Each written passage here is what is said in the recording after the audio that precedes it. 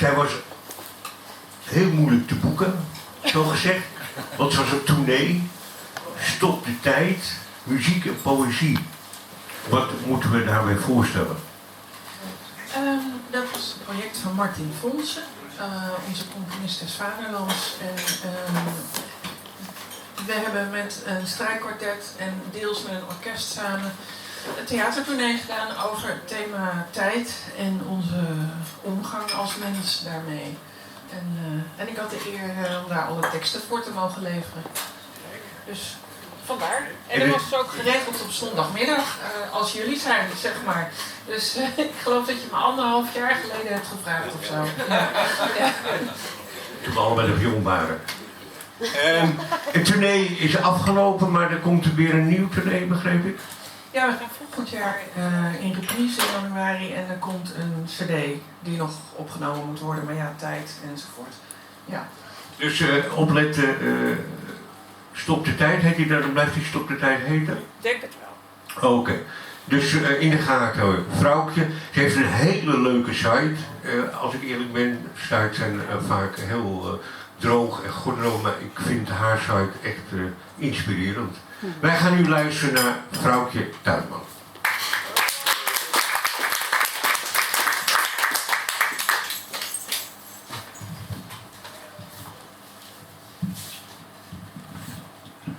Dank je. Oh, oeps.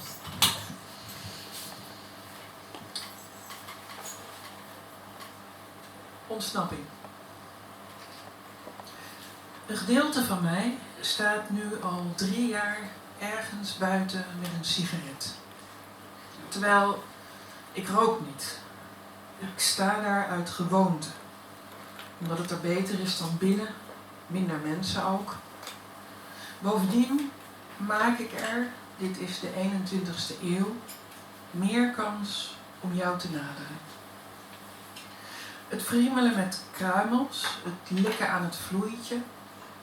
Je kunt al beginnen in de feestzaal, de wachtkamer, het bankfiliaal. Maar de mensen worden daar onrustig van. Een beetje boos. Er gaat een dreiging uit van rabbelende lucifers. Zeker 25 keer per dag, ik denk vaker, moet je ergens onder een luifel staan. Ik hoef alleen maar de juiste stoep te vinden, het folie van het pakje af te trekken, op te steken. Dat gedicht ging over de dood. Om precies te zijn van een dichter die net als jullie een gedeelte van de middag altijd doorbracht aan de voorkant, buiten. Deze hele bundel lijfrente gaat eigenlijk over hem. Hij heette Frank Starik. Ik weet eigenlijk niet of hij wel eens bij dichters... Nee, ik heb hem ook ooit gevraagd. Maar hij was niet te boeken zeker. Nee. Zo. Jij weet het niet. Ja. Ik doe straks meer, maar nu 1 lang gedicht uit deze bundel. Omdat je het thema tijd erin had gegooid en dit gedicht gaat daar absoluut over. Wachtkamer. Om te beginnen, ik kwam die vrijdag 1:05 te laat bij jou overlijden. De dag erna hoorden de mensen ervan en zeiden me te zeggen dat het niet waar was. Nog wat later stond het in de krant en was het waar. De mensen wisten elk op hun eigen manier hoe het gegaan was. Op sommigen lag ik 10 maanden voor. Ze hadden nooit gedacht dat jou zoiets overkomen kon. Weer anderen voorspelden me hoe de dagen zouden gaan. De dagen gingen in geen enkele juiste volgorde tekeer. Totdat ze brutaal wisten te melden dat het weer vrijdag was. Om zo laat moest ik bij de rouwauto zijn, om zo laat zouden de klokken luiden. Er is iets mis met de tijd, dacht ik. In de karavaan achter jouw voeteneind, op gepaste afstand, denk om de veiligheid, de hoek omgaand.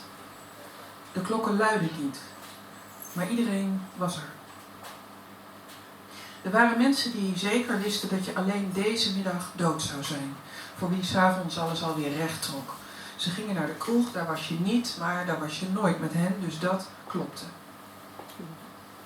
Sindsdien schijnt het idee te zijn dat ik het centrum vorm van een kring die met mij praat en huilt en vooral ook heel veel eet. Ik mag komen borrelen, picknicken, dineren. Men wil mij in de auto laden en naar stranden, parken, theaters. Ze kondigen aan een paar dagen vrij te nemen, zodat ze met mij naar een andere stad kunnen gaan. Brussel, Barcelona. Niemand die in mijn agenda kijkt en ziet dat die vol staat met maar één taak. Soms, vaak, hadden we de tijd mee. Is het vandaag woensdag? Vroeg jij en dan bleek het pas dinsdag. Nou, pas na afloop weet je hoe weinig tijd je had. Mensen pakken mijn hand en bezweren dat het beste is je huis tenminste een half jaar aan te houden. Tijd te nemen. Terwijl jouw huurcontract daar heel anders over denkt. Na 3 weken vraagt de eerste persoon of ik het een plekje heb kunnen geven. Na 4 weken vraagt iemand of ik tot rust ben gekomen. Na 5 weken organiseert weer een ander een eerbetoon. Ik mag ook komen. Ik ben weer zo vaak bij jou als toen ik net begon. Ik ga naar huis voor de planten en de kat en dan snel weer terug. Maar toen ik net begon kwam jij mij halen. Omdat je niet kon wachten tot ik daar eindelijk was.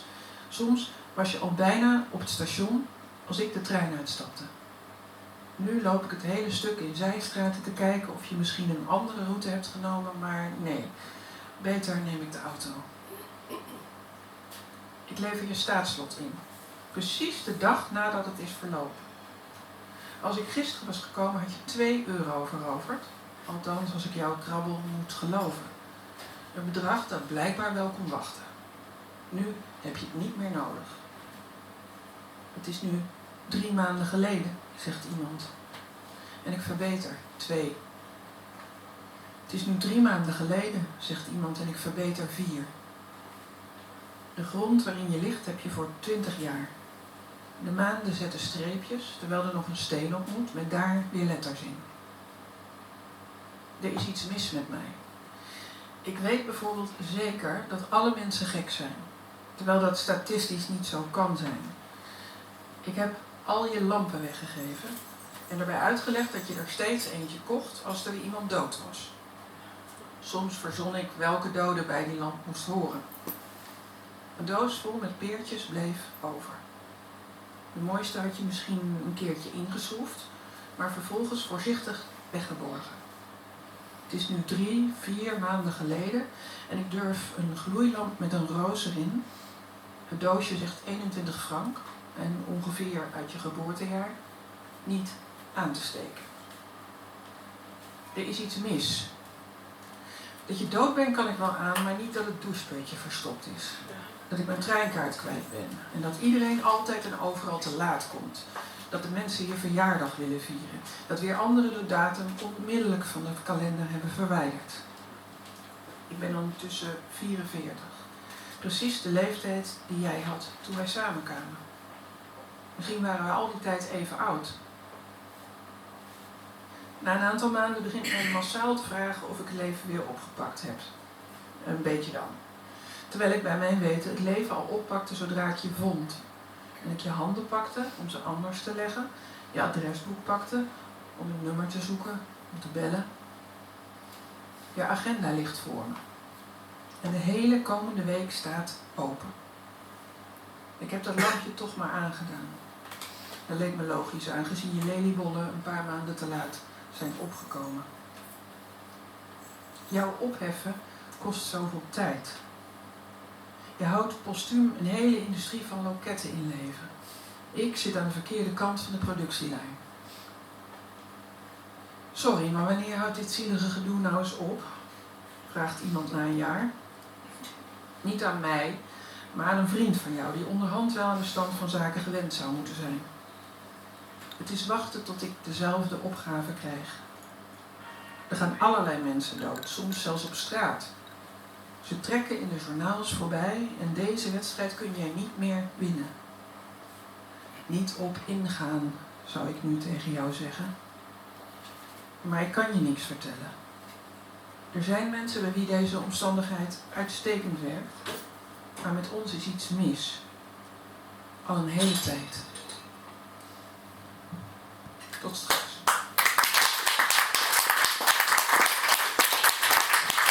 Vrouwtje, tuinman en een heel klein beetje gewoon staart.